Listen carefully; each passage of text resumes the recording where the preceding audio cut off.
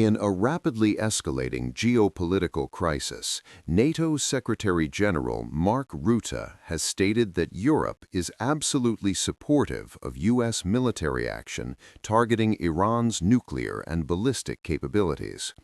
His remarks come amid intensifying operations led by the United States and Israel, and growing questions about whether European capitals are fully aligned with Washington. According to Rutte, there is no fundamental divide between Europe and the United States. On the contrary, he emphasized that European leaders understand the security threat posed by Iran's missile programs and its broader military posture in the region. He pointed specifically to concerns over Iran's ballistic missile development and its nuclear ambitions, both of which have long been viewed as destabilizing factors by Western governments. European leaders, he said, recognize that these capabilities pose risks not only to Israel and the Middle East, but also to Europe itself. However, Rutte made an important distinction.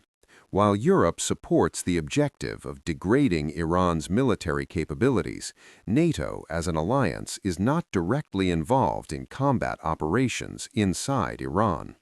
The current campaign, he clarified, is being led by the United States and Israel. That distinction matters. NATO is a collective defense alliance. Its direct involvement would represent a significant escalation. Instead, what we are seeing is political backing and strategic coordination, not a formal NATO war mandate.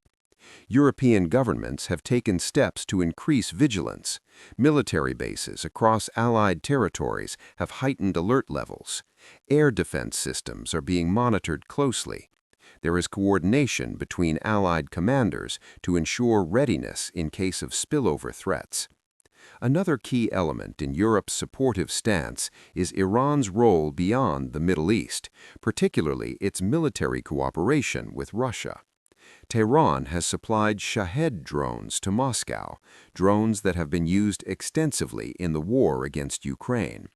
For European governments, this creates a direct security link. If Iran's ability to manufacture and export such systems is degraded, it could weaken Russia's operational capacity in Ukraine. In that sense, the conflict involving Iran is not isolated from European security concerns. Rutte also addressed the issue of regional escalation. Reports indicate that Gulf nations have faced retaliatory strikes. Civilian areas have reportedly been hit, raising fears of a broader conflict. According to the NATO chief, such actions reinforce European concerns about the destabilizing behavior of the Iranian regime. At the same time, some European leaders have emphasized the importance of avoiding uncontrolled escalation. While supporting efforts to neutralize military threats, several governments continue to call for restraint and adherence to international law. This balance, support for degrading military capabilities while urging caution, defines the current European position. Another sensitive question raised during discussions is whether the objective includes regime change. Rutte avoided endorsing that idea explicitly. Instead, he framed the mission in terms of security, preventing Iran from expanding its nuclear and ballistic arsenal and reducing its ability to export instability. He did express hope that the Iranian people would ultimately have a say in their country's future, but officially, the stated goal remains focused on military capability, not political overthrow. The coming days will be critical. Rutte described the operation as being in its early stages, potentially lasting days or even weeks. Much depends on how Iran responds and whether regional actors become more deeply involved. For now, NATO's role is coordination, vigilance, and ensuring the security of member states.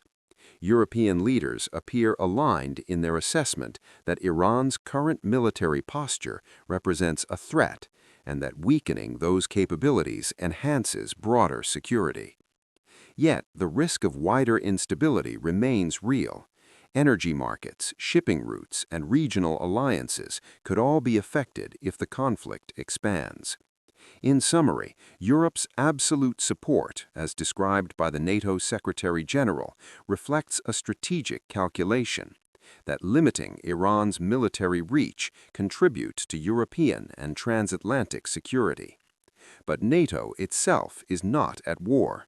The alliance is watching closely, coordinating carefully, and preparing for potential spillover, while leaving direct combat operations to the United States and Israel.